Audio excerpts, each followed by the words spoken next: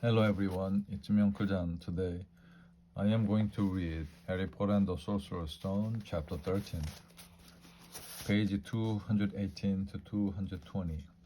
What happened?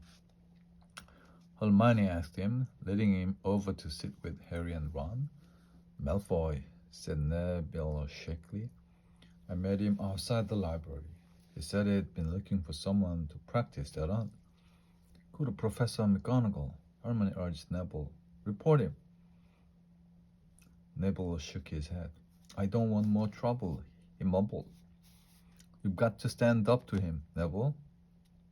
He's used to walking all over people, but that's no reason to lie down in front of him and make it easier. There's no need to tell me I'm not brave enough to be in Gryffindor. Malfoy's already done that. Neville choked out.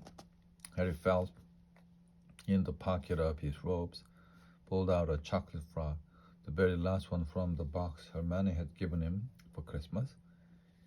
He gave it to Neville, who looked as though he might cry. You're worth 12 of Malfoy, Harry. The Sorting Hat chose you for Gryffindor, didn't it? And where is Malfoy? A stick in Slytherin. Neville's lips twitched in a weak smile as he unwrapped the frog. Thanks, Harry. I think I'll go to bed. You want the card? You collect them, don't you? And as Neville walked away, Harry looked at the famous wizard card. Dumbledore again. It was the first one I ever. He gasped. He stared at the back of the card. Then he looked up at Ron and Hermione. I found him, he whispered. I found Flamo. I told you I had read the name somewhere before. I read it on the train coming here. Listen to this. Dumbledore is particularly famous for his defeat of the Dark Wizard, the Grindelwald in 1945, for the discovery of the 12 uses of dragon's blood, and his work on alchemy with his partner Nicholas Flamel. Hermione jumped to her feet. She hadn't looked so excited since they'd gotten back the marks for their very first piece of homework. Stay there, she said. And she sprinted up the stairs to the girls' dormitory. Harry and Ron barely had time to exchange mystified looks before she was dashing back, an enormous old book in her arms. I never thought to look in here, she whispered excitedly. I got this out of the library weeks ago for a bit of light reading. Light? Said Ron. Hermione told him to be quiet until she had looked something up, and started flicking frantically through the pages, muttering to herself. At last, she found what she was looking for.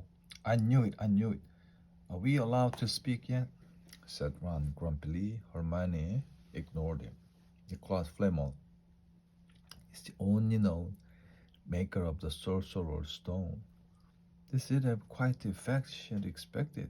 The what? Said Harry and Ron. Oh, honestly, don't you two read? Look, read that there. She pushed the book toward them, and Harry and Ron read. The ancient study of alchemy is concerned with making the Sorcerer's Stone, a legendary substance with astonishing power. The stone will transform any metal into pure gold. It also produces the elixir of life, which will make the drinker immortal. There have been many reports of the Sorcerer's Stone over the centuries, but the only stone currently in existence belongs to Mr. Nicholas Flamel, the noted alchemist and opera lover. Mr. Flamel, who celebrated his 665th birthday last year, enjoys a quiet life in Devon with his wife, the perennial. See? Said Hermione when Larry and Ron had finished. The dog must be guarding the flame of the Sorcerer's Stone. I bet he asked Dumbledore to keep it safe for him because they are friends and he knew someone was after it. That's why he wanted the stone moved out of Gringotts. A stone that makes gold and stops you from ever dying. No wonder Snape's after it. Anyone would want it.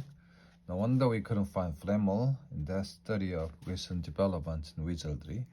He's not exactly recent if he's 665, is he? The next morning in defense against the dog cars, while copying down different ways of treating werewolf bites, Harry and Ron were still discussing what they would do with a Sorcerer stone if they had one. It wasn't until Ron said he would buy his own the Quidditch team that Harry remembered about Snape and the coming match at the end.